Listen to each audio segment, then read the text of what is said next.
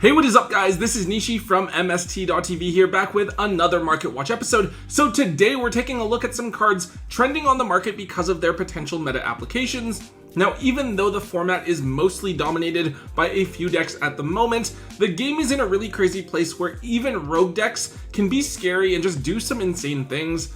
As a result, we naturally see players picking up different tech cards for strategies that may not be top tier, but do have the potential to contend now or in the future. And once other players hear about it, it almost always leads to a ton of movement on the market, and we're gonna cover some of those movements today. Let's get started. Kicking things off, let's take a look at Contact C. So this card is a tech option that's seeing play over in the OCG. It's actually a side deck tech being used against the Yummy strategy. Contact C is a weird monster where you summon it to your opponent's side of the field when they normal or special summon a monster, but then if they go into their extra deck, it can only be by using Contact C as one of the materials. Now, with how links work, this card has generally been pretty bad since you're just giving your opponent a free body to link off with, and there are a lot of generic extra deck monsters in the game. However, because it's a level 6 monster, there are some decks that aren't really able to use it as a material and actually might struggle and be locked out. Over in the OCG, according to roadoftheking.com, it's only effective against Yummy builds that do not play Cross Sheep in the extra deck, even with SP Little Knight, right? The arrows point sideways, so Yummy still isn't able to combo even if they get rid of Contact C by going into SP. They also note that Sky Striker Ace Camellia is a way to link it off as well, but that card is not yet available in the TCG, and we don't know exactly if that's going to be brought over by the time that Justice Hunters drops in August. Anyways, Contact C has actually had mostly common printings since it's generally just been way too situational of a hand trap to see much play. The card got one holo printing as a super rare in an OTS tournament pack, and because of the play that the card is seeing in the OCG, we've now seen them go from being 25 cents to now being $3 to $4 each. Despite this, I don't think that this is really going to see too much play. It's way too easy to just run a single extra deck option and then never have to worry about being locked out by this card. So this is definitely something you guys should try to offload while it is seeing a little bit of hype. Up next, let's take a look at Makonko Water Arabesque. So over in the OCG, we just had some new Makonko support revealed to be coming in the Tactical Tri-decks. Of course, we don't know when the cards will be imported here to the TCG, but it's only a matter of time. The new Makonko support actually does look really strong, and Makonko are already a pretty popular strategy with a lot of casual players. Because they're able to OTK out of nowhere, they have a really odd playstyle that can be difficult to play around, and of course they are a waifu deck as well. Now that said, Water Arabesque is actually a really amazing card for the deck. You equip it to any monster on the field, typically one of your opponents, then you special summon a Makonko from your hand or deck, then bounce the monster that was equipped with this card back to the hand. So yeah, this card is literally a compulse and emergency teleport in one, which is really strong. I don't see why Makonko wouldn't want to run this card at 3. Anyways, a bunch of Makonko cards were reprinted in the 2024 tins, which did make them quite cheap and accessible. In fact, you could pick up Water Arabesques back then for only $1. However, the card has gotten some attention ever since it was confirmed that Makonko would eventually get support in the Tactical Tri-decks. So over the last couple of months, we've seen the prices climb steadily, and either printing now sits at the $5 to $6 mark.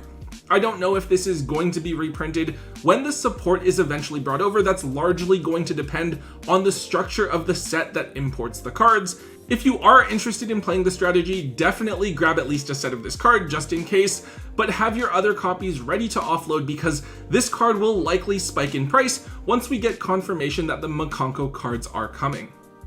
I do want to take a second to remind all of you to check out our website, MSTmerch.com. Now, over at MSTmerch.com, we have everything that you will need to optimize your Yu-Gi-Oh! Tournament experience. We have the basics with white, black, pink, and our new purple matted sleeves, which are my personal favorites, as well as smooth and matted sleeves to double sleeve your valuable cards and sleeves with for tournament play. But we also have some other items that you can really use to customize your collection. We have amazing foil sleeves, including some with the MST.TV logo, and dividers and subdividers so that you can keep your collection perfectly organized and easily accessible. Regardless of if you're a competitive or casual player, I'm certain that you'll find something that you will enjoy over at MSTmerch.com. Moving on, let's look at Senjin Wakes from a Millennium. Now this is a relatively new card and it's part of the Exodia theme retrain that we got back in the Infinite Forbidden. Interestingly enough, the package is being looked at as an engine for the K9 strategy. Senjin lets you place it to your back row, then pay 2,000 life points and special summon it out, then search for the new Millennium Shield retrain. This is big because the shield can then summon itself out, and that is a level 5 monster. So you get the level 5 body without burning your normal summon so that you can make an Ixies play, but you also can theoretically link off the Senjin into something as well. Now, generally, you're going to play 3 of these Searcher and then 1 of the actual target, so 3 Senjin and 1 shield, which is why it's this card that's trending on the market right now. This isn't the first time that the package has seen play. I believe that some players actually use this back in Snake Eye format. It's definitely a neat engine, but it's obviously risky because bringing out both of the bodies is going to cost you 4,000 life points. Players are picking this card up early, hoping to get in before the K9 cards come out, and as a result, Senjin has gone from being $5 or $6 to now sitting at $10 per copy. Of course, given how long ago the Infinite Forbidden has been around for, the cards should be included in the 2025 tins, which is going to be released pretty close to the time of Justice Hunters, so it really seems like it doesn't make sense to buy into the package now. However, there's always a chance that some cards don't make it into the tins, so if you pick these up when they were dirt cheap, it might just be worth holding onto a set for yourself to use. Here's a more obscure one. We have Flying Mary the Wandering Ghost Ship. Now this card is a Link 2 monster that requires both of its materials to be zombies, and it has an interesting effect. It can revive a level 5 or higher zombie from your graveyard, and then it places itself to the back row as a continuous spell where you can then use it to pop your opponent's monsters.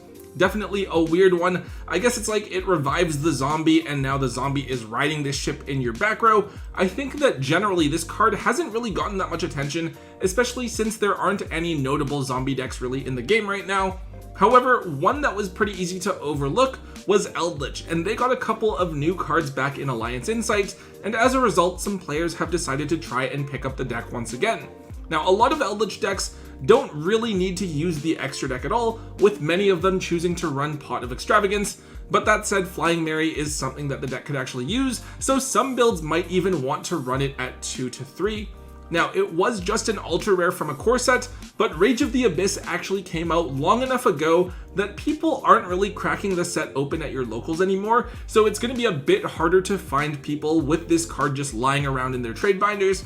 With a small bit of Eldritch hype, the QCR printing of Flying Mary has gone from $20 up to just under the $30 mark, while the Ultras have gone from 50 cents to now being $2 to $3 a piece. Not the biggest price jump, but definitely something that is worth noting if you happen to pull a bunch of these while you were hunting for Fualos. So this is a card we haven't talked about for a little while. It's Darkarm the Dragon of Annihilation. So this card is a generic rank 7 Xyz monster. It does have a way to cheat it out, but it isn't particularly relevant. This card lets you detach a material from it to pop an opponent's card, then banish a card from your own graveyard as well. Now this card is being hyped because it's an extra deck option for Dragon Rulers, and there are a couple of interesting things to note about it. For one, its pop effect isn't a once per turn. So you can pop cards up to the number of materials that this card has, as long as you also have enough cards to banish from your graveyard.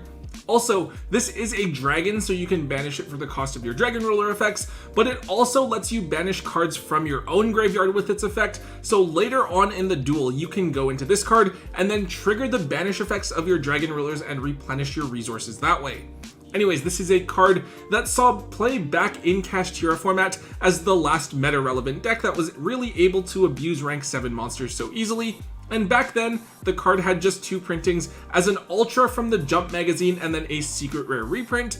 However, we saw Kashtira get multiple cards hit on the ban list, and this Darkarmed also saw a reprint in Battles of Legend Chapter 1 as a secret rare. So for a while there, you could pick this card up for only a couple of dollars. However, now that the card is seeing hype once again because of Dragon Rulers, we've seen all versions of the card spike in price, right back up to the $12 to $15 mark. Given that the card has multiple printings, I don't know how likely it is that the card will be reprinted again anytime soon, but that being said, I don't think that Dragon Rulers are going to be meta relevant, so you might be better off moving this card while you can.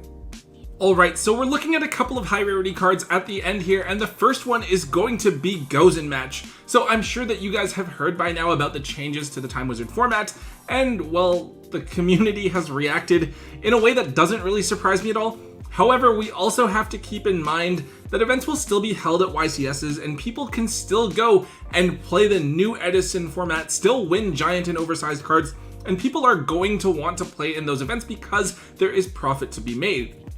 Now, Gozen Match is a card that is currently limited to one in the modern format, being a floodgate that locks both players into only being able to summon one attribute of monster. However, it turns out that the QCR printing of Gozen Match is getting some attention because of the way that Time Wizard is now going to be ruled. So in earlier Time Wizard formats, Gozen Match wasn't a good card because it was ruled differently. So for example, if you had a Treeborn Frog as the only monster on your side of the field, that's a water monster. Even under Gozen, you could tribute it to summon something like Rise of the Storm Monarch, which is a wind monster, because you were getting rid of the one attribute of monster before the other one hit the field. Now, however, modern rules are being applied back to Time Wizard formats. I think a lot of players are now believing that Gozen Match is going to be a very good side deck card against all sorts of Monarch variants in various different formats, and so some players are buying up the QCR printing of Gozen Match. This is definitely an interesting one. It's gonna take some time for players to adapt and do some research before we can really see what other cards might emerge under this new Edison format. Since Gozen is still at 1 here in the TCG, these used to only be like $7 to $8 for the QCR printing, but with the rule change, they've actually jumped up to the $15 to $20 mark with very few quantities available on the market. Fortunately, there are other cheap holo printings available, such as the Ultras from Magnificent Mavens and the Supers from Hidden Summoners, if you just want to grab a few holo copies to have available for yourself to play with. And finally, the last card we're looking at here is Mystical Space Typhoon. So really randomly, there was a new archetype revealed to be coming in Doom of Dimensions just yesterday, and it's an entire theme that revolves around MST and other quick play spells. Believe it or not, there's actually now a new trap card that effectively allows MST to also negate a face-up card your opponent controls, which is pretty hilarious. Now, I don't know if this is just going to be another troll deck or a retrain that's going to do absolutely nothing. Maybe there's a world where the deck is actually a decent rogue strategy or ends up being a useful engine because you can access back row removal so freely now. However, what we have seen is a few of the higher rarity printings of MST getting bought up. With this one, the ultimate rares from the old Astral pack have shot up and disappeared off the market. Based on the sold listings, they seem to be about $150 each, though there's barely any listed or available as of when I'm filming this. The QCRs have also shot up. They were down actually at around $13 to $15. They're now up to $40 a piece. And then finally, there is the Ghost Gold Rare. They were only about $20 market price. The highest that one has sold for on TCG Player is about $25, but the cheapest near mint copy that you can purchase right now is $70. So obviously, just still a very fresh price jump that the market hasn't quite adjusted to or had time to react to yet. Obviously, with MST, it's one of the most printed cards in the game, probably right up there with something like Book of Moon, so grab a rarity that you like and just kind of stick with it. However, if you do have a high rarity copy of this card, I personally am doubting that the cards are really going to be that meta relevant at all, so I'm actually going to suggest not holding on to your MST and offloading those high rarity printings. Alright guys, that is all I have for today's episode. Definitely some fun ones. I wasn't expecting MST to actually get an entire archetype. I thought maybe they would give it a retrain or something like that, but it's definitely cool. Tom and I are definitely going to have to build that deck, and probably in max rarity too, so that'll be fun when Doom of Dimensions comes out. Anyways guys, if you did enjoy today's Market Watch episode, please make sure you let me know by hitting that thumbs up button for me. Make sure you leave a comment in the comment section down below. Hit subscribe if you haven't already, and until next time guys, don't forget to hold on to your MST.TV.